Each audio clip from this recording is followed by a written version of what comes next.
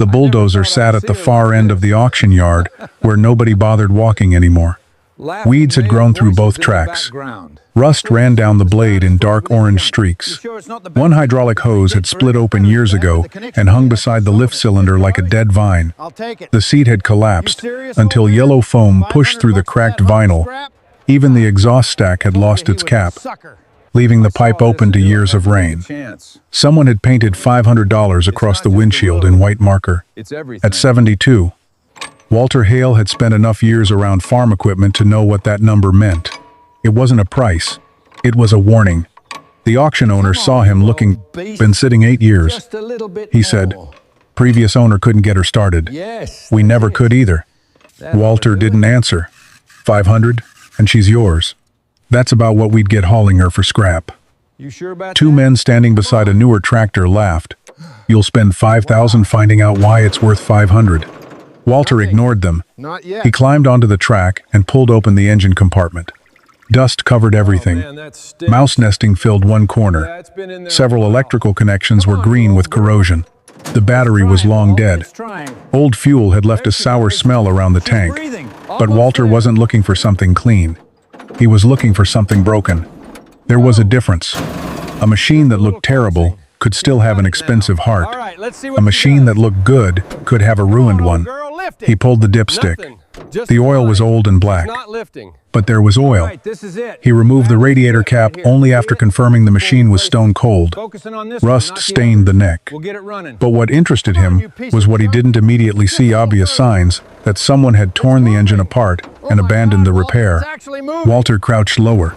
He inspected the block. No obvious hole punched through it. No connecting rod hanging where it shouldn't. No cylinder head lying loose in the cab. Then he examined the starter and followed the heavy cable toward its connections. That was where he stopped. One connection was buried beneath years of oxidation and dirt. Walter rubbed it with his thumb.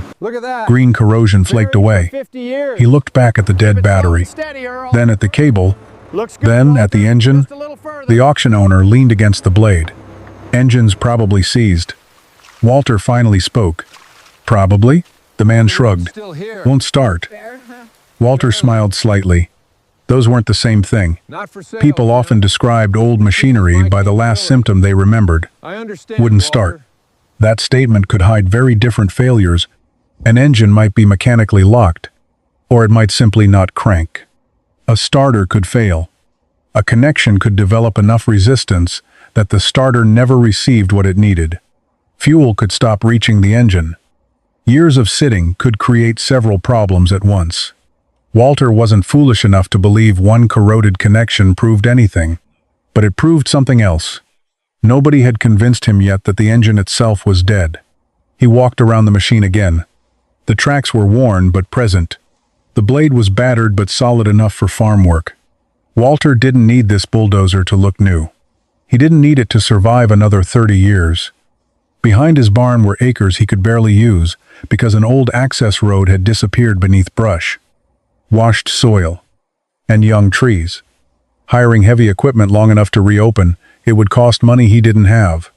If this machine could push dirt again, even imperfectly, it didn't have to be worth much on the market. It only had to be worth something on his farm. Walter reached into his shirt pocket. 5 $100 bills. The auction owner stared at them. You're actually buying it? Walter looked once more at the corroded connection beneath the engine cover. I am. One of the men near the tractor shook his head. $500 for a dead bulldozer? Walter handed over the money. Maybe the man was right. Maybe Walter had just bought 20,000 pounds of scrap steel. But before paying, Walter had noticed one thing everyone else seemed to have skipped. They had decided the bulldozer was dead because it wouldn't start. Walter hadn't decided anything yet. And that difference was worth $500 to him. Getting the bulldozer home cost Walter almost as much as buying it. By sunset, the old machine sat behind his barn on 2 thick planks, exactly where the flatbed driver had unloaded it. Walter didn't touch it that night. Instead, he walked past the barn and followed an old fence line toward the back of his property. That was the real reason he'd spent the $500. 30 years earlier, a dirt road had run through there. Walter used it to haul fence posts. Hi. and firewood from the back acreage. But after his wife died and he reduced the size of his cattle herd, there had been fewer reasons to maintain it. One missed season became 3, then 10. Now the road barely existed. Young trees stood where truck tires once ran. Blackberry canes crowded the edges. Rain had cut narrow channels through exposed sections of soil, carrying loose earth downhill. After every heavy storm, the worst place was halfway down the slope. Years of runoff had carved a wash across the old road, deep enough that Walter's tractor couldn't safely cross it. That single break had effectively divided the farm. On the other side were acres Walter still owned but could hardly reach with equipment. He had tried fighting the problem with what he had. A chainsaw could remove trees. A tractor could drag brush. A shovel could redirect a little water. But none of them could efficiently move the amount of earth required to rebuild the washed section, reshape the road, and reopen the route. The previous spring, Walter had called a local excavation contractor. The man walked the property, studied the slope, then gave Walter an estimate. Walter folded the paper and put it in his pocket. He never called back. The price wasn't unreasonable. It was simply more than he could justify spending on land that wasn't producing enough to pay for the work. That was the trap.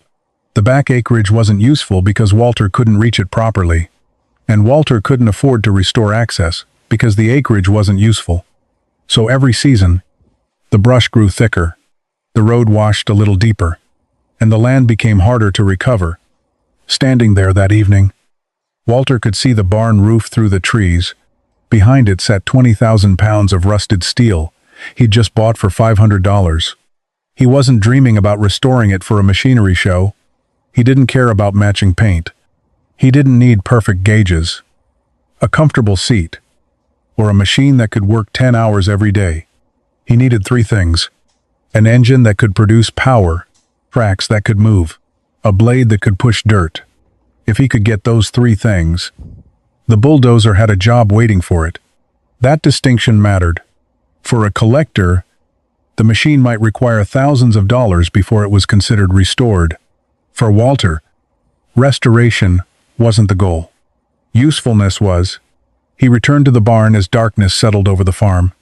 The bulldozer looked even worse in the fading light.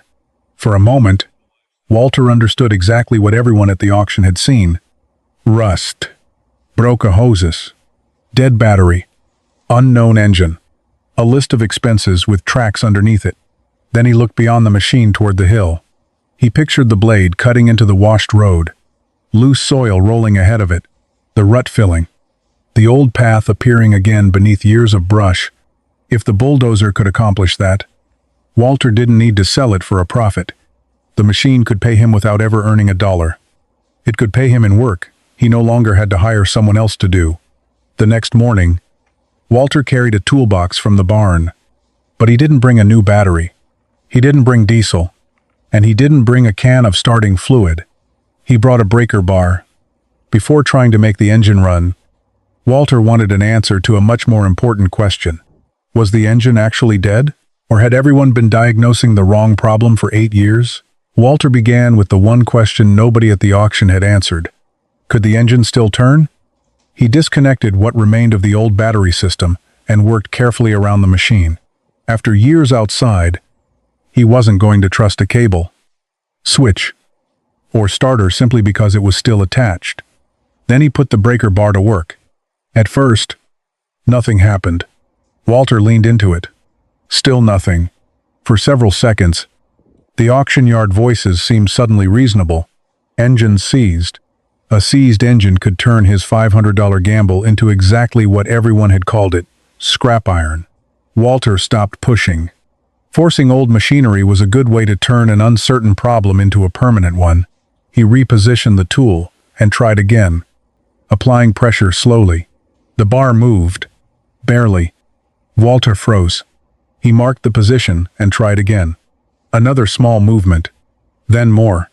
The crankshaft was turning. Not freely enough to tell him the engine was healthy. Not smoothly enough to promise compression, good bearings, or anything else. But it turned.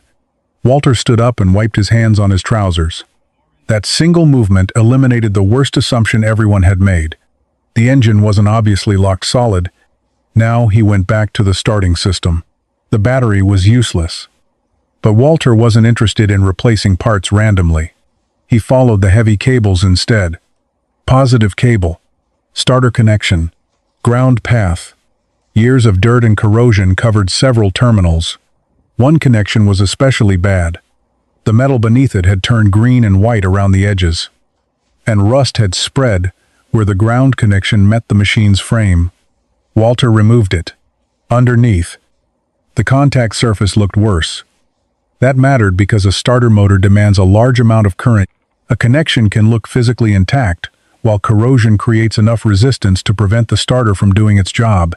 To somebody standing 20 feet away, the result is simple: the bulldozer won't start.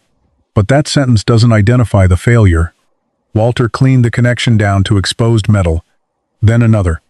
He inspected the cable ends. Instead of trusting their outer insulation, he checked the starter connections and traced what wiring he could without tearing the machine apart. His neighbor Earl arrived around noon. Earl stared into the engine compartment. Figured out what's wrong? No. You've been at it 4 hours. Walter tightened a clean terminal. I've figured out a few things that aren't wrong. Earl laughed. That's not the same thing. Walter looked at him. That's exactly how you find what's wrong. He wasn't trying to prove the bulldozer worked. He was eliminating reasons it couldn't. That afternoon he connected a suitable power source for testing. Earl stepped back. Walter did too. He wasn't expecting the engine to start. The fuel system hadn't even been dealt with yet. He only wanted to see whether electricity could reach the starter properly. Walter operated the starting circuit. Nothing. Earl raised his eyebrows. Walter released it. He checked the connections again. One cable became warmer than Walter expected. That was another clue. Instead of repeatedly trying the starter, he disconnected the power and returned to the circuit. A terminal he'd cleaned on the outside was badly degraded where the cable entered the lug. The connection had looked better than it actually was. Walter repaired the questionable connection and cleaned the mounting surfaces again. By late afternoon, Earl had gone home. Walter connected the test power one more time. He stood beside the machine alone. One attempt. A heavy metallic click came from beneath the engine cover. Walter stopped. He listened, then tried again. Click. This time he smiled. Yesterday, the bulldozer had been silent. Now the starter solenoid was responding. That didn't mean the engine would run.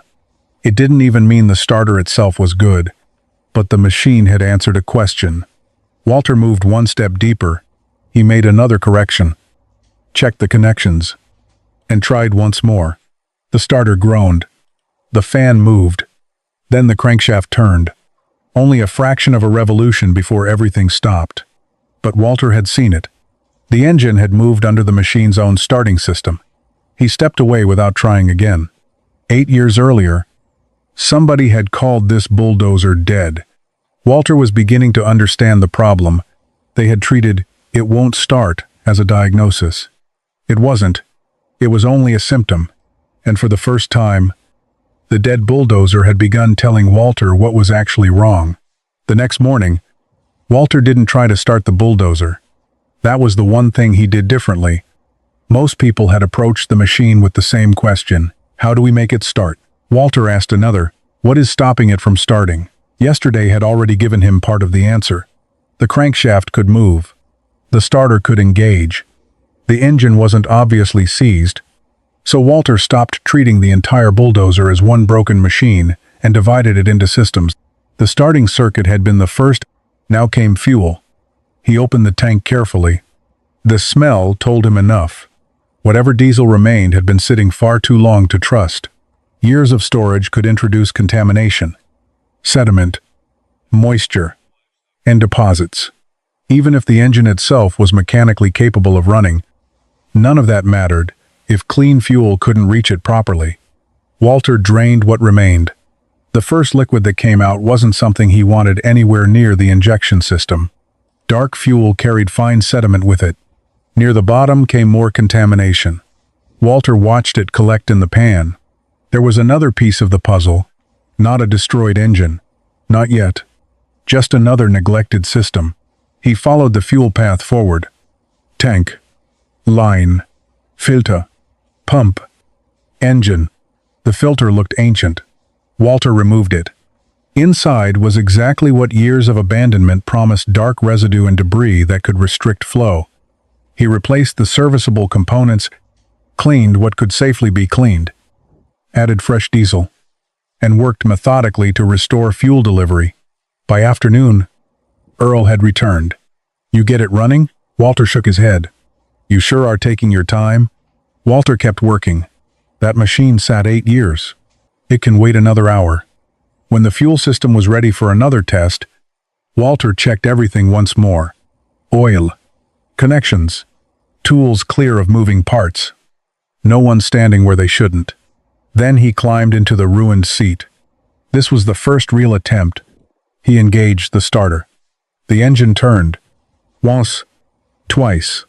Again. The sound was completely different from the silence at the auction yard. But it didn't fire. Walter stopped. Earl folded his arms. "Well?" Walter climbed down. "Starter works." That wasn't the goal. It was yesterday. Walter returned to the engine. He wasn't disappointed. A failed attempt was useful if it removed another possibility. The electrical system could now crank the engine. The next question was whether fuel was actually reaching where it needed to go. Walter inspected the system again. He found air still trapped where an old diesel system didn't want it. That could happen after lines had been opened or fuel had drained away during long storage. He worked patiently through the problem. Then he tried again. The starter turned. The engine rolled several revolutions, and suddenly, cough. Walter released the control immediately. Earl straightened. "What was that?" Walter said nothing. He waited. Checked the machine. Then tried again. Crank. Crank. Crank. A second cough came from deep inside the engine. Then a thin gray puff escaped the exhaust stack. For 8 years, rain had fallen into that pipe. Birds had landed on it. Weeds had grown around the tracks. Men had walked past the bulldozer and calculated its value by the ton. Now smoke was coming out of it. Not much. Not enough to call the machine alive, but enough to prove something was happening inside those cylinders. Earl stepped closer. "You think it'll run?" Walter looked at the exhaust. "I think it wants to." He stopped for the day. That surprised Earl more than anything. "You're quitting now?"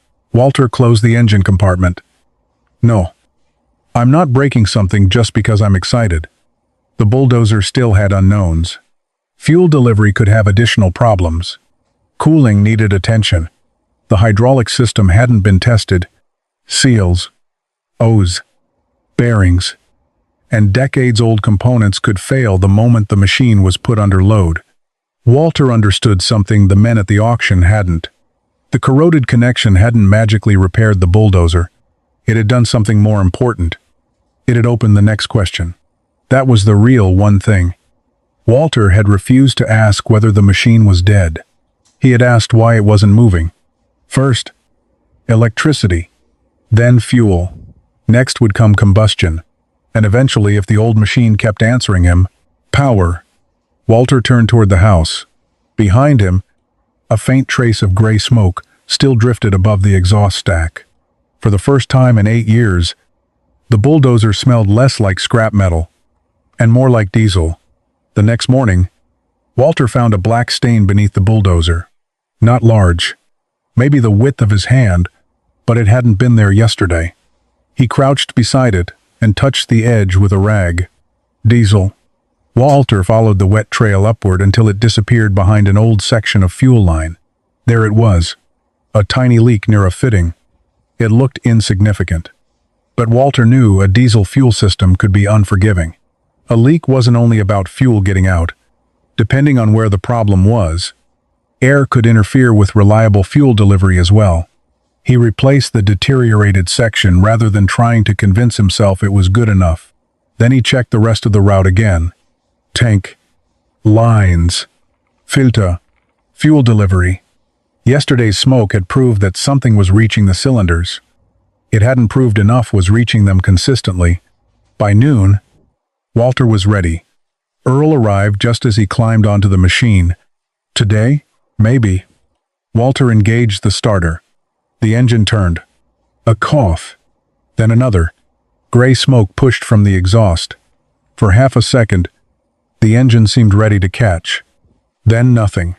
Walter stopped cranking. Earl groaned. That thing's been almost running for 2 days. Walter climbed down. Almost running tells you more than not running. He checked the machine again. The starter was doing its job. The engine could rotate. Fresh fuel was in the tank. They had combustion, at least intermittently. So the list of unknowns was shrinking. That was how Walter thought about old equipment. Not as one giant mystery. As a series of smaller questions, he worked through the fuel delivery carefully again, correcting what years of sitting had left behind and making sure air wasn't simply being moved back and forth through the system. Then he waited. The starter had already been worked hard enough. Late that afternoon, he tried again. The engine rolled. Once. Twice. Then, bang. A cloud of gray smoke burst from the exhaust. The engine fired twice and died. Earl jumped backward. Walter didn't move. Was that it? No. But it ran. For 2 seconds. Walter walked around the machine, checking for anything abnormal. No sudden oil loss. No obvious coolant problem. No violent mechanical noise. He returned to the seat. The second attempt was different. Crank. Cough. Crank. Then the old diesel caught. The bulldozer shook violently as the engine stumbled into an uneven idle. Smoke poured from the exhaust stack. Loose rust vibrated from the hood. A wrench Walter had forgotten on the track rattled onto the ground. Earl shouted something, but Walter couldn't hear him over the engine. He watched the gauges, listened, smelled, felt the vibration through the seat. 30 seconds. Forte. The engine stumbled, recovered, then settled into a rough rhythm. Walter didn't rev it. He didn't celebrate. After 8 years of sitting, getting an engine to start was not permission to abuse it. It was permission to inspect the next problem. After a short run, Walter shut it down. The silence afterward seemed enormous. Earl was grinning. You bought a running bulldozer for $500. Walter climbed down slowly. No. Earl pointed at the machine. I just watched it run. Walter walked to the front and placed his boot against the blade. A bulldozer isn't an engine. The distinction became clear the next morning. Walter started it again. This time the diesel caught more easily. He let it stabilize. Then carefully reached for the blade control. Nothing. He moved the lever again. A faint hydraulic whine came from somewhere beneath him. The blade trembled, then stopped. Walter tried once more. The engine changed tone under the load, but the massive steel blade remained on the ground. Earl's smile disappeared. What does that mean? Walter shut the machine down. For 2 days. Everyone had been waiting for the engine to run, as though that would finish the story. It hadn't. Walter climbed off and looked at the cracked hoses, all cylinders, and hydraulic lines running along the machine. The bulldozer had finally found its voice, but it still couldn't lift its own blade. Walter picked up his toolbox.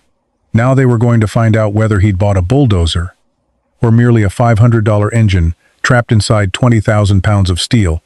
Walter spent the next 2 days underneath the bulldozer, more than he spent sitting on it.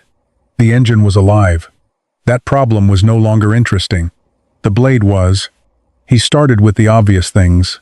The hydraulic reservoir was low.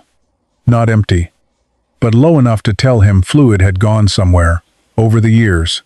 He didn't simply fill it. He looked for where it had gone. Old hydraulic oil coated one lift cylinder in a thick layer of dirt. Several hoses were hard with age. One had already split. Another showed cracking near a fitting. Walter wiped everything clean. Then he found the wettest point. A hose near the lift circuit had deteriorated badly enough that trusting it under pressure would be foolish. Earl watched from beside the barn. Another part? Another problem. How many problems does this thing have? Walter slid out from beneath the machine. It's been outside 8 years. Better question is how many problems does it need fixed before it can work? That was the rule Walter had quietly established. He wasn't restoring the bulldozer. He was recovering its function. There was a difference. He replaced the clearly failed hose and serviced the hydraulic system carefully. Then he checked the other visible lines before putting pressure back through something that could rupture. By late afternoon, he was ready. Walter started the diesel. This time it caught after only a few revolutions. The idle was still rough, but better. He waited for the engine to stabilize. Then his hand closed around the blade control. He pulled. The hydraulic pump loaded the engine. The blade shook. Walter held the control only briefly. Nothing. He released it. Earl shook his head. Walter tried again. A low whine rose beneath the engine noise. Then something changed. The right side of the blade moved. Maybe half an inch. Walter released the lever immediately. Did you see that? Earl stepped closer. It moved. Walter climbed down. A half inch wasn't useful, but it was evidence. The pump was doing something. Pressure was reaching part of the system. The problem was no longer simply the hydraulics don't work. Now Walter could narrow it further. He checked for leaks again. One fitting had begun to sweat fresh oil. He tightened what could appropriately be corrected and inspected the linkage around the controls. Then he discovered another consequence of 8 years outdoors. One mechanical control point was barely moving through its intended range. Rust and old grease had turned free movement into resistance. Walter cleaned it, worked it, lubricated the serviceable pivot, worked it again. Slowly. The travel improved. By evening, his hands were black. Earl had gone home. Walter could have stopped. Instead, he started the bulldozer once more. The old diesel filled the barnyard with its uneven hammering. Walter rested his hand on the hydraulic lever, pulled. The pump whined. The blade trembled. Then the cylinder rod began to appear. 1 inch. 3. 6. Rust and dirt cracked loose as the blade rose from the ground. Walter stared at the growing strip of daylight beneath it. For the first time in 8 years, the bulldozer was holding its own blade in the air. He raised it no farther than necessary, then lowered it. The steel hit the dirt with a heavy thud. Walter tried again. Up. Pause. Down. It worked. Not perfectly, not smoothly, but it worked. Walter shut the engine off and remained in the seat. The machine had crossed an invisible line. At the auction, it had been scrap. When the starter turned, it became a possible engine. When the diesel fired, it became a running machine. But only now was it beginning to become a bulldozer again. Walter looked toward the tree line. Beyond it was the washed-out road. He had spent days proving the engine could turn, fuel could burn, and hydraulic pressure could move steel. Tomorrow, none of those things would matter, unless the machine could do one more thing, move itself. And Walter knew exactly where he wanted those tracks to go first. Walter didn't take the bulldozer to the washed-out road. Not yet. A blade that could lift in the barnyard was one thing. A 20,000-pound machine that could steer, stop, and push under load was another. So Walter chose the flat field behind the barn. If something failed there, he could shut the machine down without leaving it stranded halfway down a slope. He checked every fluid he could reasonably inspect. Then he walked around the tracks. Years of rust covered the undercarriage. Dirt had hardened between several components. Nothing about it inspired confidence, but nothing obvious told him to stop. Walter climbed into the seat and started the engine. The diesel caught. He let it warm while watching for leaks. Then, he selected the lowest working gear. For a moment, nothing happened. Walter eased the control again. The left track jerked. Stopped. Then both tracks moved.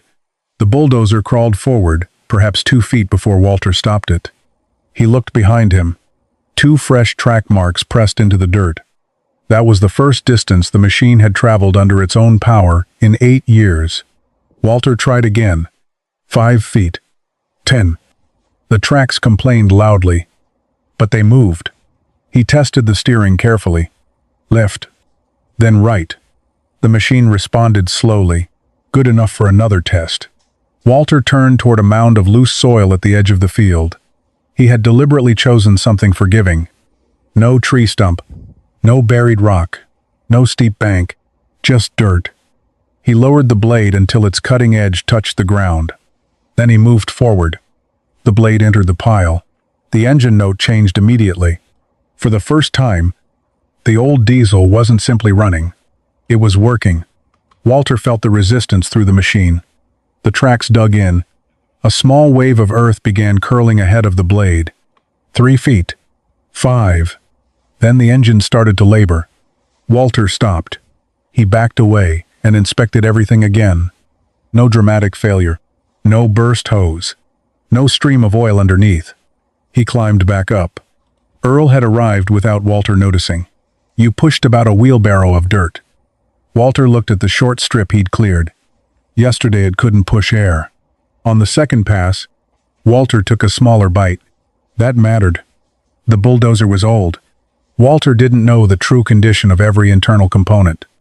And he wasn't going to test its limits just to prove something. The blade skimmed lower. The tracks moved steadily. This time the soil rolled forward without dragging the engine down as hard. Walter pushed it 20 feet, then 30. When he raised the blade, a rough strip of flattened earth lay behind him. It wasn't pretty, but it was level enough to walk across. Earl stopped joking. He stared at the bulldozer. Then at Walter. You really think you're going to use that thing? Walter shut the engine down. I just did. That was the moment the $500 changed, meaning, until then, every improvement had happened inside the machine. A cable carried current. A starter turned. Fuel reached the engine. Diesel burned. Hydraulic pressure lifted the blade. Important discoveries, but none of them had produced anything Walter needed. Now there were 30 feet of moved earth behind the bulldozer. For the first time, the machine had created measurable work. Walter didn't care what an equipment dealer would offer him. He wasn't planning to sell it. If a contractor and modern machine could do in 1 hour what Walter's old bulldozer needed 3 hours to accomplish, that didn't automatically make Walter's machine useless. His calculation was different. The machine was already sitting on his farm. His purchase price had been $500. His repairs were being kept focused on function. And the jobs, waiting beyond the tree line, weren't jobs he needed completed in one afternoon. He needed them completed at a cost he could survive. Walter walked to the beginning of the fresh track marks. He followed them to the flattened strip of dirt. Then he looked toward the woods. Somewhere beneath the blackberry canes and saplings was the road he'd driven 30 years earlier. Tomorrow, he would take the bulldozer there. Not to reclaim the whole road. Not yet. He wanted only 10 feet. 10 feet of brush. 10 feet of buried roadbed. 10 feet that would answer the next question. The bulldozer could move dirt. Now Walter needed to know whether it could start giving him his farm back. Walter reached the old road just after sunrise. He had walked this section the evening before and marked the first 10 feet he wanted to reclaim. Nothing ambitious. A few blackberry canes, 2 saplings, no thicker than his wrist. A ridge of washed soil, and beneath all of it, somewhere, the roadbed he remembered driving across decades earlier. Walter stopped the bulldozer before the brush and climbed down.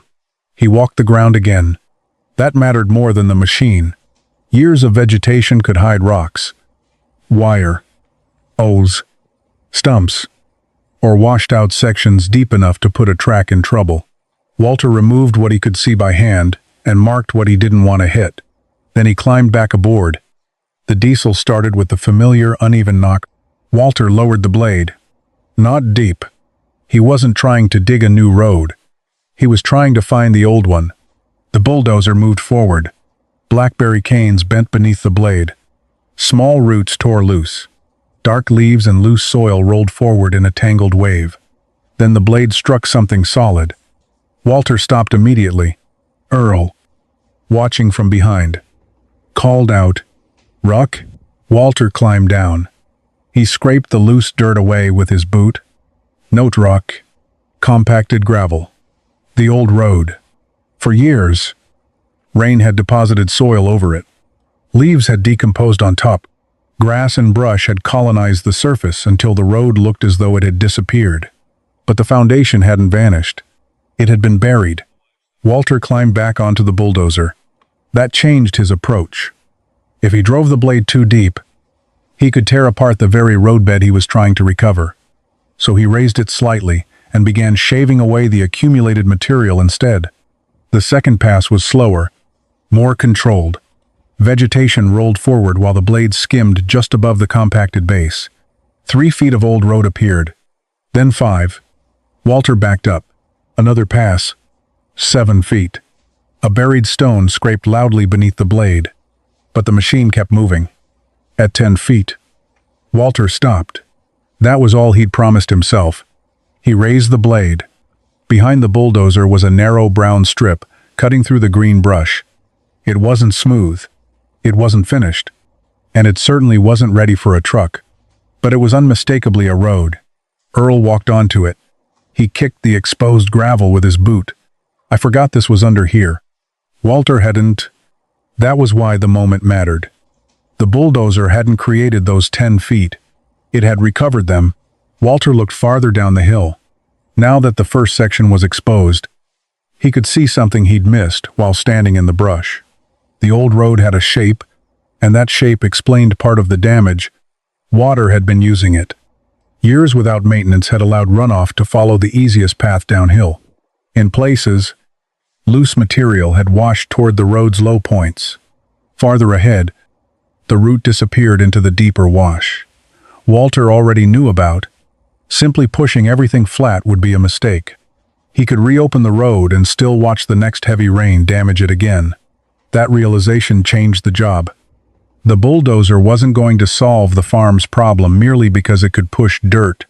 Walter would have to decide where that dirt should go and where the water should go instead. Earl looked back toward the machine.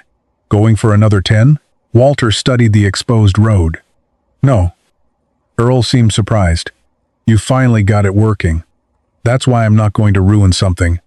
Walter shut the bulldozer down and spent the next hour walking farther along the route. He watched the slope, looked at erosion marks, found places where leaves and sediment had collected.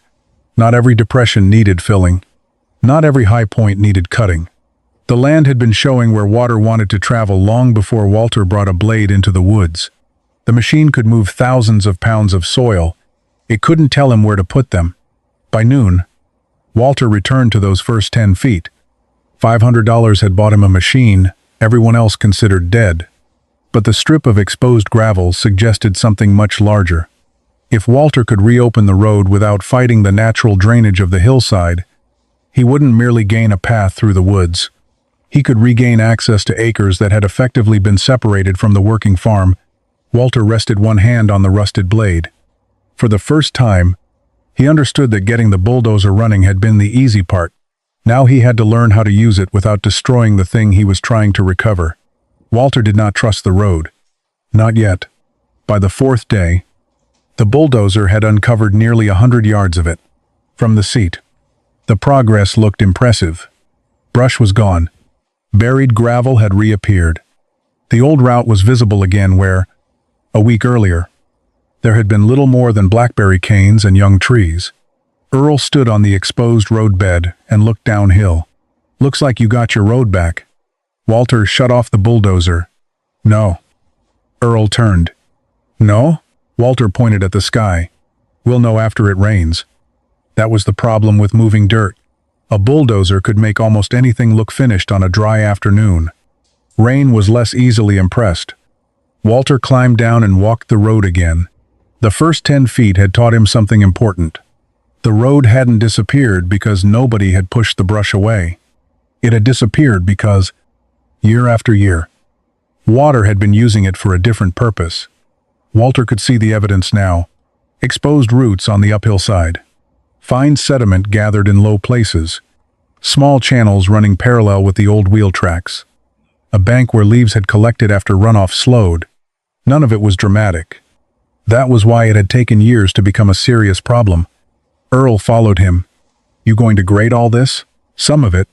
Why not just make it level? Walter stopped. Level to what? Earl shrugged. Walter pointed uphill.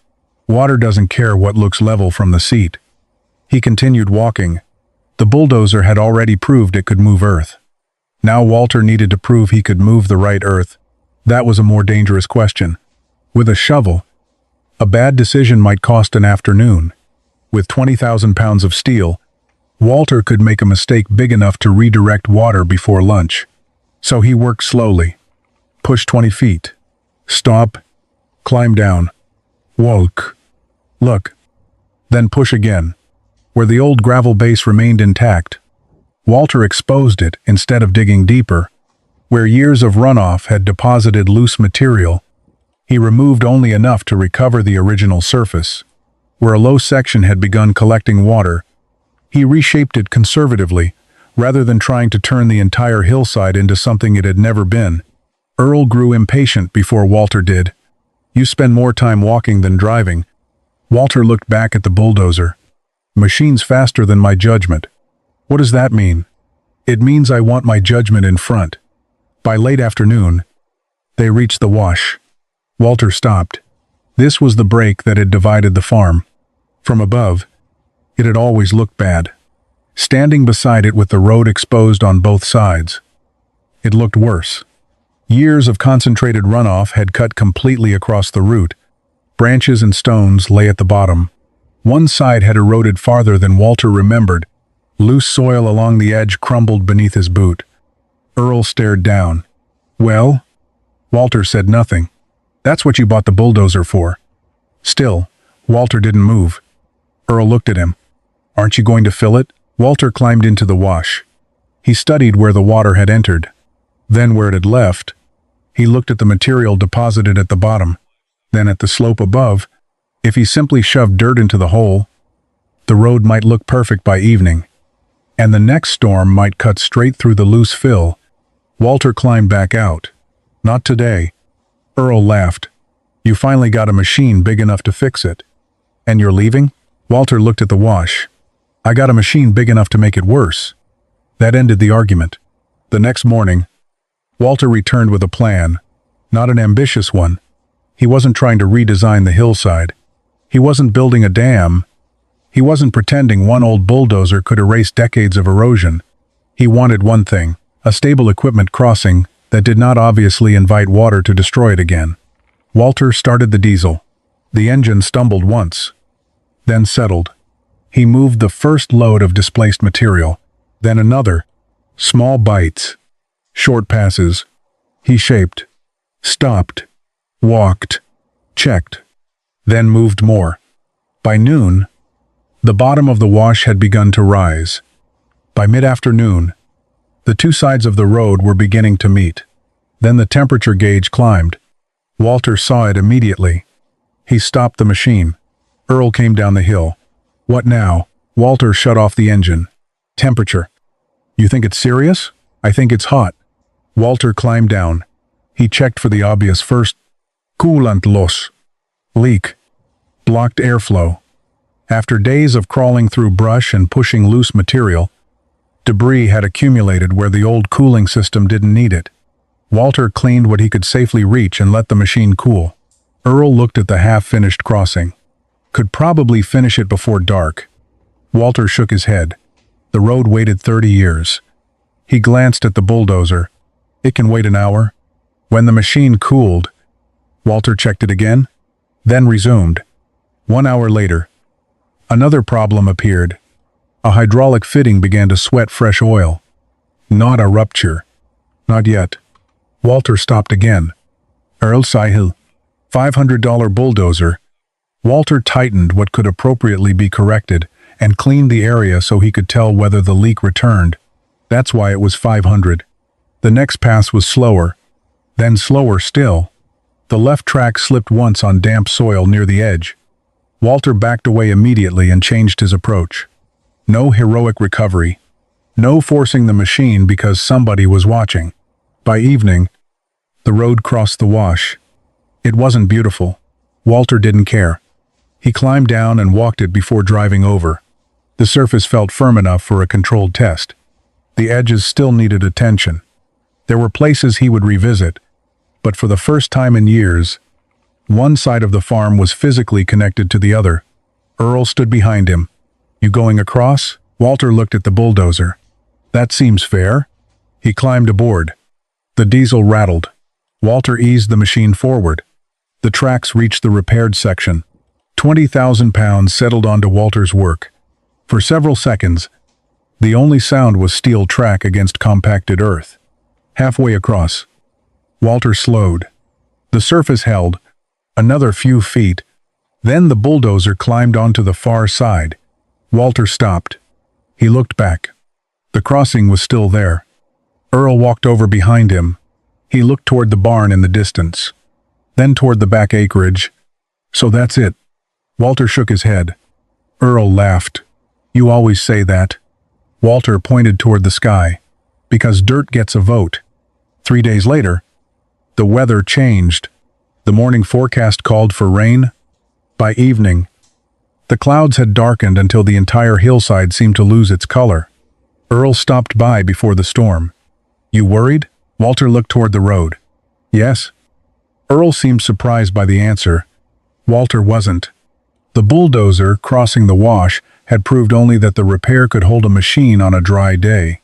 That wasn't the failure that had destroyed the road. Water was. If the first heavy storm tore through Walter's work, then the bulldozer hadn't solved the problem. It had only hidden it. Rain began after dark, then intensified. Water hammered the metal barn roof. Wind pushed it against the windows. Walter lay awake listening. For months, he had wondered whether the old bulldozer could work. Now he wasn't thinking about the machine at all. He was thinking about what the machine had done. At 2 a.m, rain was still falling. Walter pictured water running down the hillside, finding the exposed road, testing every low point he'd left, every place he'd filled, every place he'd thought he understood. The bulldozer had given Walter enormous force. The storm was about to grate his judgment. At first light, Walter put on his boots. The rain had weakened, but runoff still moved across the farm. He didn't take the tractor. He walked. Mud pulled at his boots as he followed the reopened road. The first section was still there. Water had crossed it. Fine sediment had moved. Walter continued. Farther down, one edge had begun to erode. He stopped and studied it. A correction for later, not a failure. He kept walking. Then he reached the wash. Walter stopped. Water was moving through the area, but not down the center of the road. The crossing remained. Some loose soil had washed away from one edge. A shallow channel had formed where Walter hadn't expected it.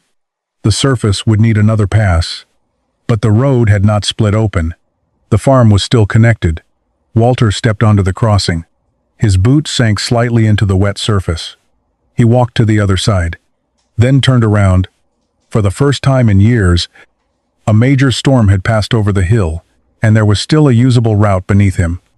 Earl arrived 20 minutes later. He had driven as far as he safely could and walked the rest. When he reached Walter, he stared at the crossing. Well, I'll be damned. Walter pointed to the shallow erosion along one side. Needs work. Earl looked at him. You're standing on the other side. Walter smiled. That was true. The repair wasn't perfect. The rain had shown him mistakes. It had also shown him which parts worked. And that mattered more. Earl looked back toward the barn. So the bulldozer fixed the road. Walter shook his head. No. Earl groaned. What now? Walter looked at the water still moving through the hillside. The bulldozer moved the dirt. He pointed toward the surviving crossing. The rain told me whether I put it in the right place. That was the lesson Walter hadn't expected when he paid $500 for 20,000 pounds of rust. At the auction, power had seemed like the valuable thing. A large engine, steel tracks, a heavy blade, the ability to push what a tractor couldn't. But power without judgment was only a faster way to be wrong. Walter had spent 6 days moving less earth than a professional operator with a modern machine might have moved in hours. He didn't care. He wasn't racing anyone. He was trying to recover something he'd already lost once. The road, the access, the land beyond it. Walter walked to the far side of the crossing. Ahead of him, the old route continued through the trees. Behind him, for the first time in years, it continued all the way back to the barn. The $500 bulldozer had passed its first real test when the engine started. Its second when the blade lifted, its third when the tracks moved, But standing there after the storm, Walter understood the test that mattered most. The machine had finally done something none of those workshop victories could do. It had changed what Walter could reach, and the rain hadn't taken it back. By late summer, the old road no longer ended at the wash. Walter could drive from the barn to the back acreage again, but reopening the road revealed something more important. The land beyond it wasn't worthless. It had simply become expensive to reach. For years, Walter had treated those acres almost like property belonging to someone else. He still paid taxes on them. He still walked them occasionally. But if a fence went down, materials had to be carried in. If a tree blocked a path, equipment couldn't easily reach it. Even hauling firewood out required more effort than the wood was worth. Access changed that, and access was where the bulldozer began paying for itself. Walter used it first on the jobs that had been waiting longest. He cleared several sections of fallen timber away from the old route. He reopened a narrow equipment path toward a fence line, where erosion had piled sediment against one section of road. He moved only enough material to restore passage. He wasn't trying to transform every acre. He was removing bottlenecks. That distinction saved both fuel and wear on the machine.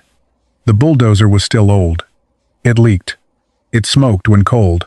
One hydraulic cylinder slowly settled if Walter left the blade raised. The seat still had foam showing through the vinyl, but none of those things prevented it from doing the work Walter actually needed. One afternoon, Earl found him pushing a pile of old brush away from the road. "You know what somebody might pay for that machine now?" Walter stopped. "How much?"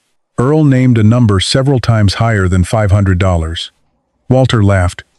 "You still think I'm in the bulldozer business?" "What does that mean?" Walter pointed toward the road behind them. "That machine's worth more to me there than it is on somebody else's trailer." That was the calculation everyone at the auction had missed. They had valued the bulldozer as an object. Walter valued it as capacity. Every hour it worked was an hour of heavy equipment he didn't have to hire. Every section of road it reopened made another part of the farm easier to maintain. Every bottleneck removed made Walter's tractor, trailer, chainsaw, and labor more useful, because he could finally get them where they were needed. The bulldozer wasn't creating value alone. It was unlocking the value of everything behind it. By September, Walter could bring a trailer into a section he hadn't reached with equipment in years. He hauled out storm-fallen timber that would otherwise have rotted where it lay. Then he carried fence posts back in on the return trip. For the first time in years, repairing the distant fence didn't require dragging materials by hand. That evening, Walter parked the bulldozer near the barn and wrote several numbers on the back of an old feed receipt. $500 for the machine, transportation, battery and electrical work, fuel system servicing, hose, flutes, filters, other small repairs. The real cost was no longer $500.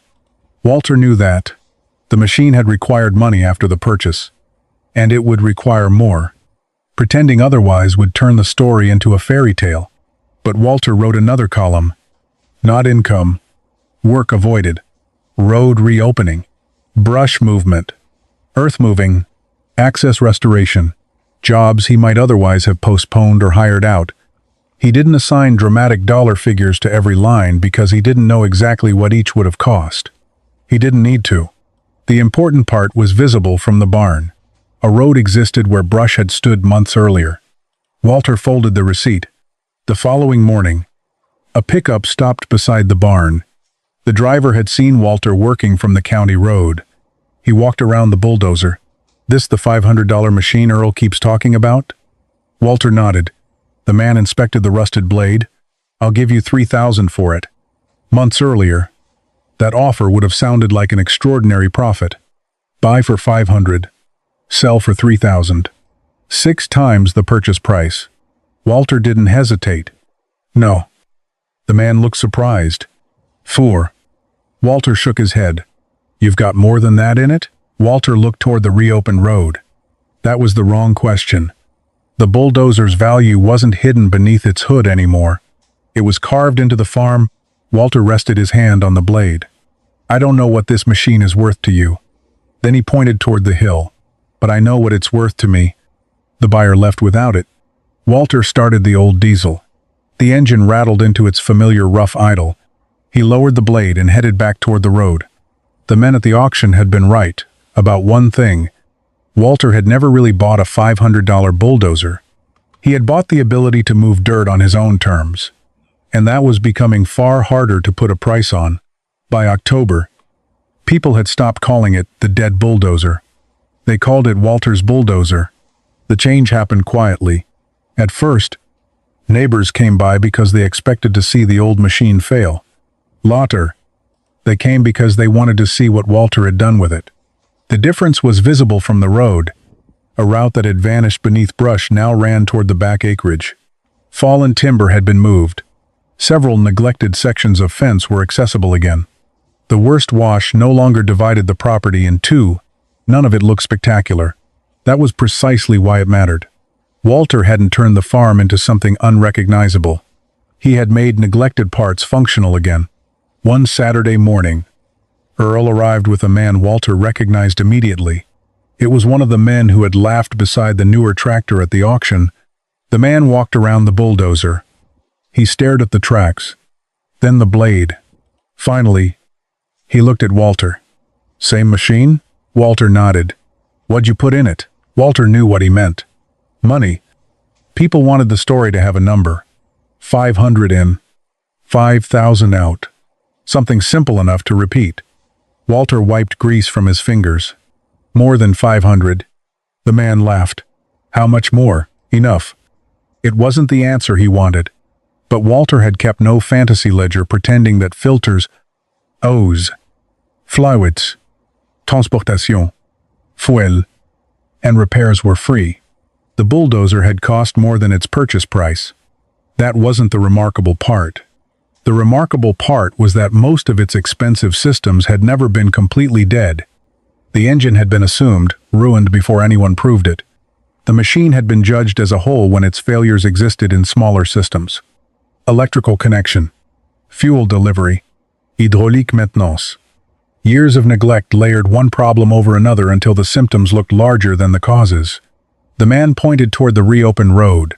"You do all that with this? Most of the heavy work. What are you going to do with the land?" Walter looked toward the back acreage. "Use it." That single word contained the entire reversal.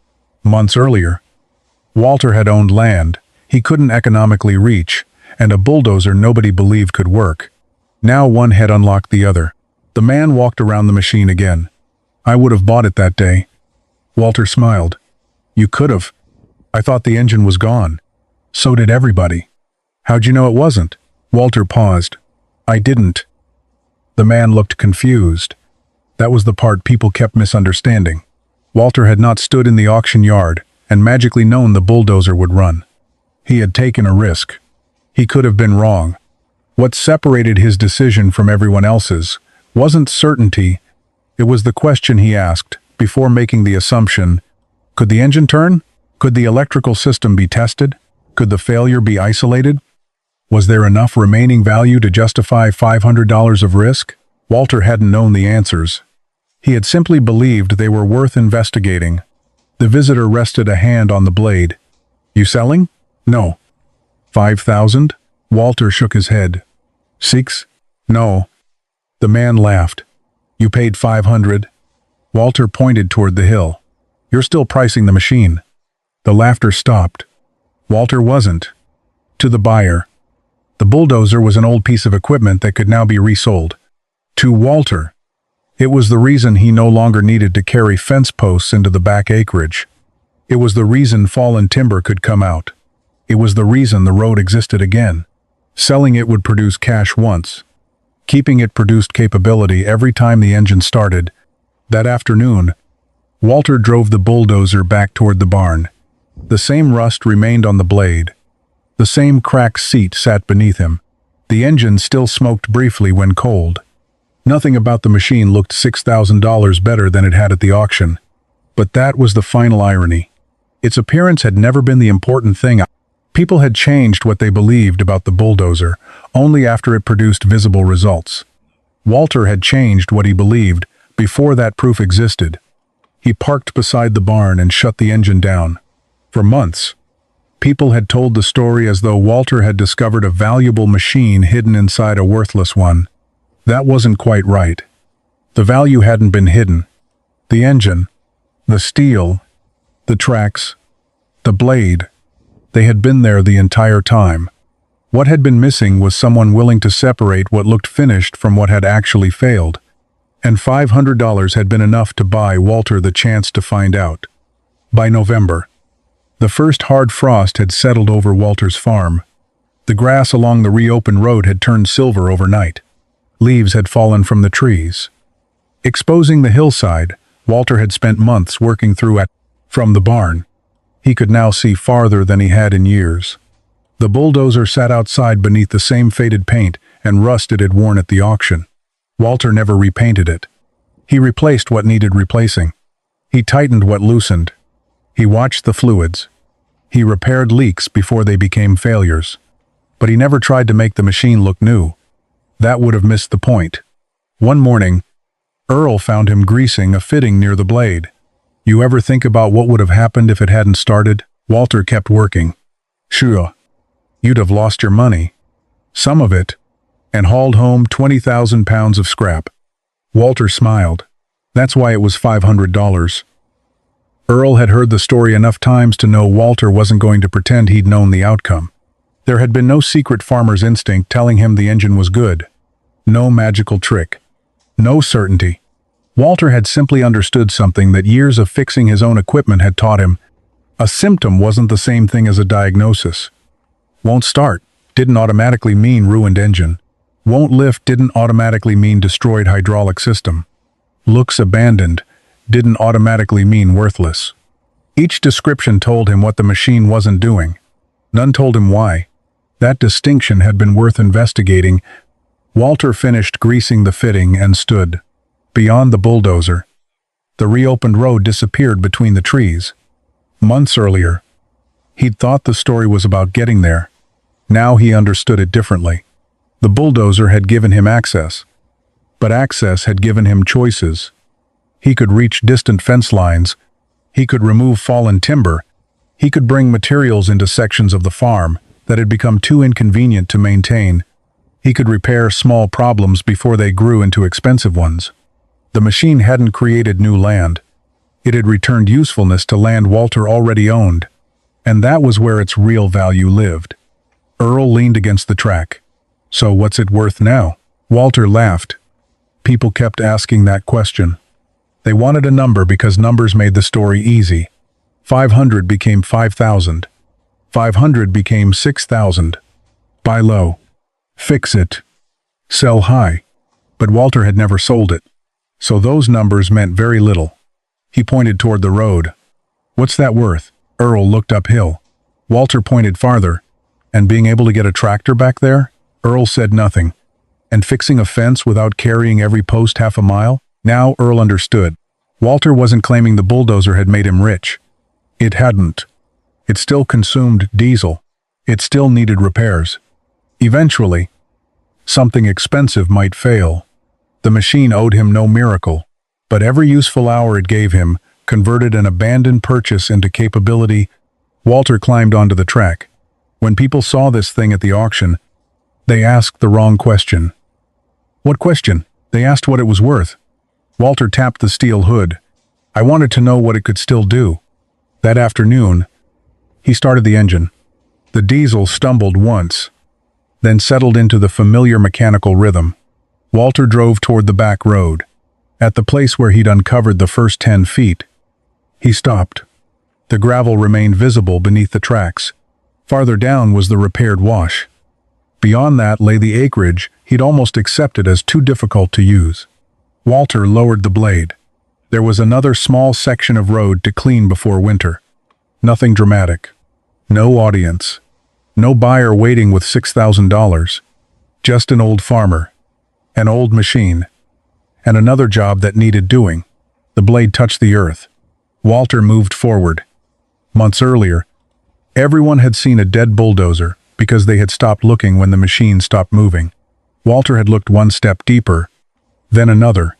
Electricity, fuel, hydraulics, tracks, blade, road, land. Each working piece revealed the value of the next, and perhaps that was the only thing Walter had known from the beginning. Something being abandoned does not prove that its value is gone.